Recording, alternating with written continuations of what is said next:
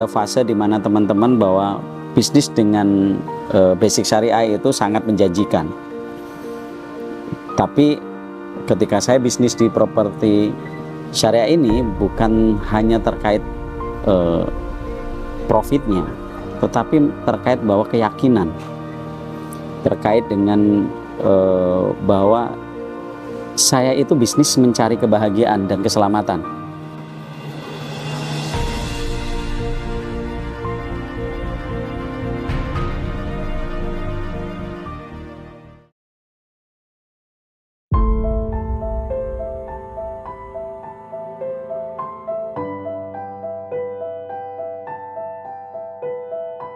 Assalamualaikum warahmatullahi wabarakatuh.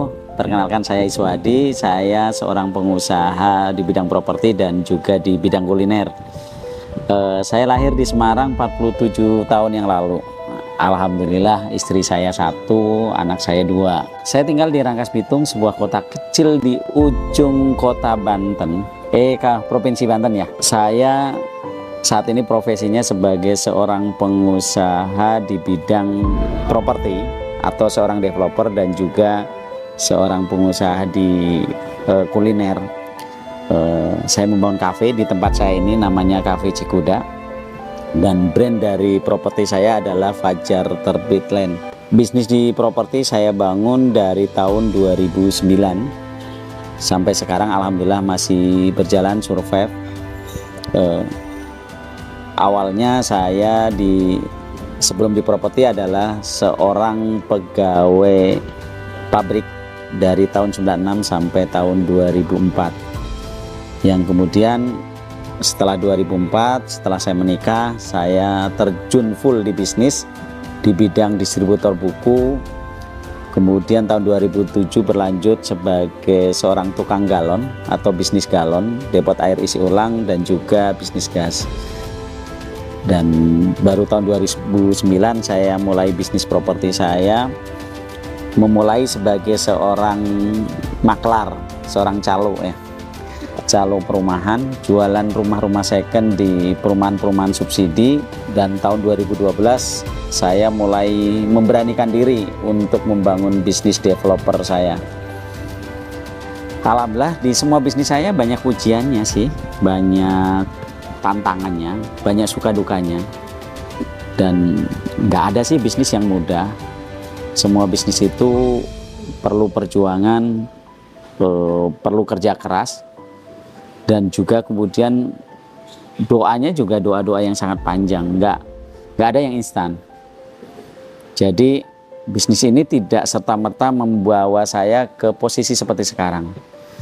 Kalau mungkin sekarang saya punya sebuah perusahaan yang cukup survive dengan beberapa proyek di Bandung, Bogor, dan juga di Rangkas Bitung, Banten ini, tapi bukan sesuatu yang instan untuk membangun bisnis itu. Saya pernah mengalami banyak hal yang dimana Allah ngasih ujian-ujian yang luar biasa, tapi alhamdulillah ujian itu bisa terlewati.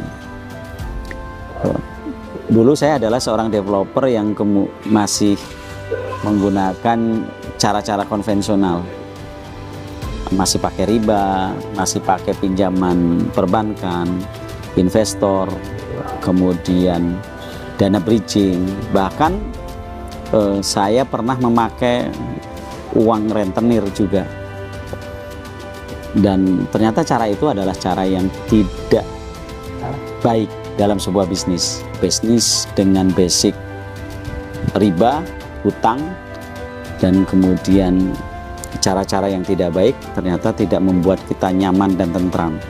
Bahkan cenderung bisnis yang seperti itu akan membawa nanti kepada kita pada sebuah kehancuran atau sebuah masalah yang makin besar. Apalagi di properti. Di properti itu kamuflasenya itu banyak banget ya. Banyak orang itu yang hanya pencitraan aja, keren di depan, tapi sebenarnya dalamannya itu banyak masalah, banyak problemnya.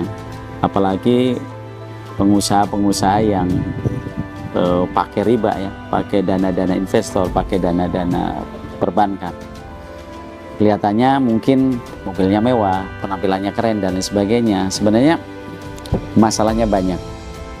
Dan itu juga berlaku sama saya. Tahun 2016 saya masih pakai dana perbankan, hutang riba puluhan miliar, bunganya setiap bulan ratusan juta. Tapi itu tidak membuat tentram. Setiap akhir bulan itu nggak bisa tidur karena harus bayar bunga, dan itu membuat kita tidak nyaman dan tidak enjoy dan tidak membuat bahagia. Sementara bisnis itu sesungguhnya harusnya membuat kita bahagia, membuat kita tentram, karena bisnis itu kecenderungannya adalah membahagiakan orang-orang yang kita cintai, orang-orang yang kita sayangi. Tapi dengan bisnis yang cara saya sampaikan tadi justru banyak menyengsarakan banyak orang, termasuk menyengsarakan keluarga kita. Dan itu yang saya alami dari tahun 2016 sampai tahun 2019. Dan alhamdulillah dari tahun 2019 kemudian Allah memberikan teguran sama saya, sebuah sandungan yang menyadarkan, sehingga kemudian saya hijrah untuk tidak menggunakan cara-cara seperti tadi, tidak pakai dana riba, tidak pakai investor, kemudian tidak pakai dana-dana pihak ketiga. Murni kemudian saya belajar bagaimana mengelola bisnis itu dengan bertahap, dengan modal apa adanya, tetapi kemudian manajemennya diperbaiki dan jangan bermodal banyak hutang. Paling kalau punya hutang ya ke material gitu, atau kemudian kita hutang membangun kepada customer kita, dan itu diakui oleh saya bahwa itu adalah sebuah proses. Tapi insya Allah kedepannya moga-moga bisnis ini dengan niat yang baik bisa menjadi lebih baik dan lebih bermanfaat bagi banyak orang. Jadi saran saya buat teman-teman, ketika ingin memulai bisnis, mulailah dari yang terkecil, mulai dari nol, bertahap, jangan kepingin cepat besar. Banyak pelatihan-pelatihan, workshop-workshop yang mengajarkan bahwa bisnis dengan cara scale up, dengan pertumbuhan yang instan, cepat besarnya. Tapi bisnis ini bukan hanya sekedar bahwa ketika kita itu cepat mendapatkan uang banyak. Bisnis itu bukan sekedar ketika kita cepat besar. Tapi salah satu bisnis yang istimewa itu adalah bagaimana dia bisa survive, bisa bertahan dalam segala situasi dan kondisi.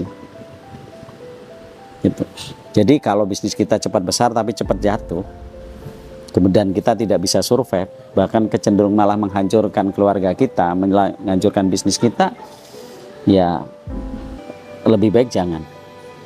Lebih baik mulai dari nol, pelajari bisnisnya, pelajari apa-apa yang ada di situ, jangan sekedar ingin instan. Bahkan sebagian orang karena mau punya modal besar, modal banyak, dia gampang percaya kepada orang, sehingga dia membuat manajemen yang luar biasa, manajemennya gemuk, dan banyak percaya kepada orang, investasi kepada orang, tapi malah kemudian dia dikhianati, dan akhirnya bisnisnya juga hancur lagi karena modal uang aja tidak cukup. Tetapi salah satu modal yang terbaik dalam sebuah bisnis itu masalahnya mental, mentalitasnya. Kalau kita tidak punya mentalitas pejuang, tidak punya mentalitas orang yang berani survive, gitu kan, ya tentu saja kita akan kalah duluan ketika dikasih ujian, dikasih cobaan. Nah, ini adalah sesuatu yang memang mungkin terutama anak-anak muda sekarang masih belum siap di situ. Jatuh sedikit udah kapok, jatuh sedikit udah kalah dan menganggap itu sebuah kegagalan. Nah, teman-teman, gagal itu adalah sebuah proses dari sebuah kesuksesan. Jadi gagal itu bukan kita itu tidak bisa sukses. Gagal adalah sebuah proses bahwa kita menuju sukses. Jadi kalau teman-teman belum pernah gagal, nggak bisa mengatakan bahwa teman-teman itu sukses. Jadi kalau teman-teman ingin sukses, ya teman-teman harus ngerasain kegagalan dulu. Karena gagal itu lawannya sukses, gitu kan? Jadi kalau sesuatu yang kita jalanin terus langsung berhasil, itu sebenarnya bukan sebuah kesuksesan, ya itu keberuntungan. Justru kita tidak akan merasakan nikmatnya sebuah kesuksesan ketika kita nggak pernah mengalami kegagalan. Kita nggak akan dapetin sebuah pelajaran, kita nggak akan dapetin sebuah hikmah ketika yang kita dapat itu cuma senangnya doang. Jadi jangan bilang bahwa kita bahagia kalau belum pernah susah. Orang bahagia itu pernah susah, sehingga dia bisa mengatakan itu bahagia. Jadi orang sukses itu pernah gagal, sehingga dia bisa mengatakan saya sukses. Gitu. Jadi itu memang proses sunatullah yang harus dijalani. Jadi jangan takut untuk gagal, jangan takut untuk jatuh, jangan takut untuk kita ngalamin kesusahan, karena dari situlah kita belajar untuk bangkit. Dari situ kita belajar untuk memperbaiki.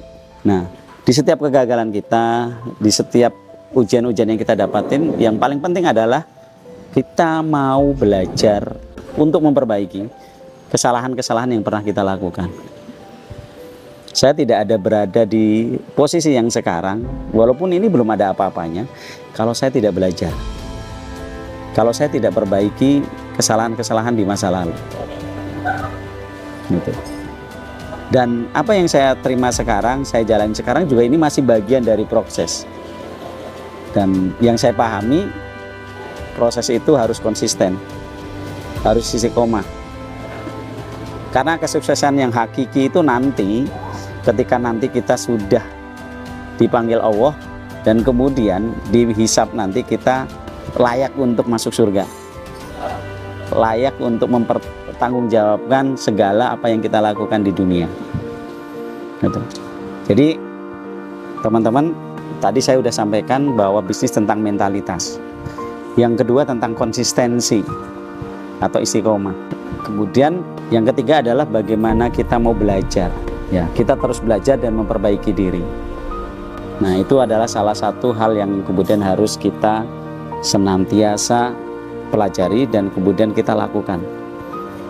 Karena bagian dari proses itu adalah pembelajaran buat kita.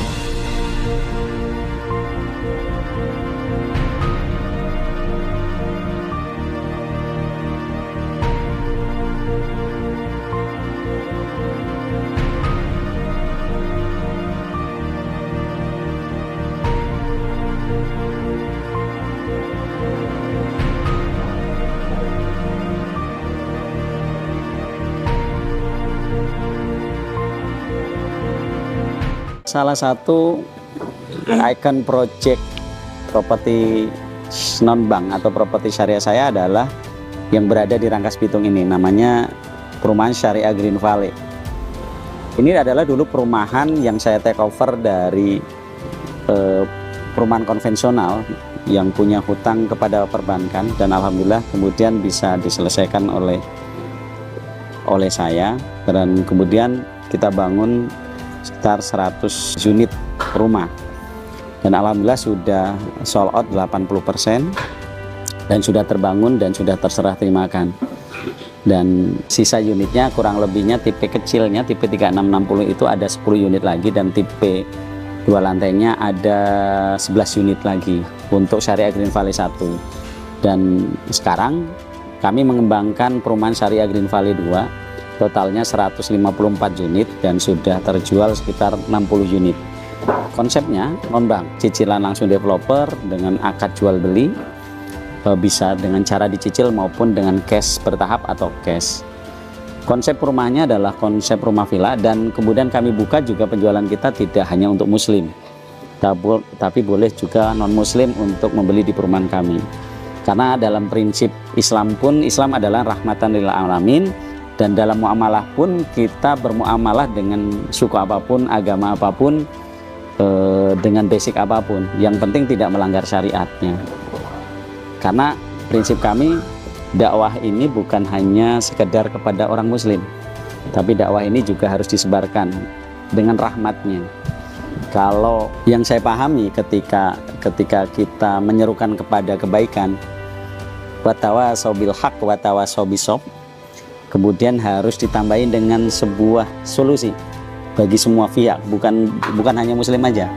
Watawasau bisob, watawasau bil haq, dan watawasau bil marhamah. Jadi kita menyebarkan kasih sayang. Jadi Islam itu menyebarkan kasih sayang, rahmatan lil alamin. Jadi bisa dinikmatin oleh semua agama. Dan dalam muamalah itulah adalah peluang kita menyebarkan rahmat, menyebarkan kasih sayang kepada setiap orang. Dan itu bisa diterima oleh orang non-muslim sekalipun. Dan disitulah dakwah fi'liyah kita itu bisa nyampe. Karena dakwah yang paling efektif itu kan dakwah perilaku, bukan ucapan. Nah, dalam bisnis ini juga dakwah perilaku menjadi salah satu prioritas kita. Jadi hubungan baik, silaturahim, muamalah, kemudian ta'awun, saling tolong menolong, itu yang jadi prioritas kita. Dan di Syariah Green Valley, semoga ini adalah perumahan syariah pertama di Rangkas Bitung. Lokasinya dekat stasiun, dekat pusat kota, hanya 3 kilo, dekat pusat pendidikan dan juga pusat perkantoran, juga fasilitas sosial, rumah sakit juga dekat 3 km. Bahkan di Rangkas Bitung ini kita memberikan harga yang sangat istimewa. Harga kita itu lebih murah dari rumah subsidi gitu. Harga kita itu 150 jutaan untuk tipe 3060 sama tipe 3660 gitu kan. Itu harganya masih di bawah harga subsidi. Dan konsepnya rumah villa, lokasinya strategis, terus kemudian insya Allah suasananya adem untuk ukuran Rangkas Bitungnya. Dan cocok bagi orang-orang Jakarta yang ingin punya investasi atau hunian alternatif dengan harga yang sangat ekonomis. Teman-teman yang tinggal di area Jakarta, Tangerang, Serpong, Bogor, terus kemudian area Banten, Rangkas Bitung, Serang, Pandeglang yang ingin memiliki hunian yang nyaman dengan skema tanpa bank, tanpa BI checking, tanpa gor dan tanpa zalim, insya Allah bisa mengunjungi web kami fajarterbitland.com atau rumahvillasyariah.com.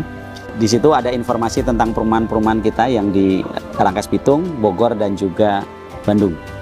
Sehingga teman-teman bisa mendapatkan hunian yang sesuai, yang halal, yang sesuai dengan keinginan dan nyaman untuk ditempatin, dan insya Allah membawa keselamatan buat kita semua. Dan kalau di Bandung kita punya rumah-rumah villa, di sini juga sama, di Bogor juga sama, bisa jadi hunian, bisa jadi investasi, dan juga bisa tempat healing atau tempat istirahat bersama keluarga. Oke, terima kasih. Assalamualaikum warahmatullahi wabarakatuh.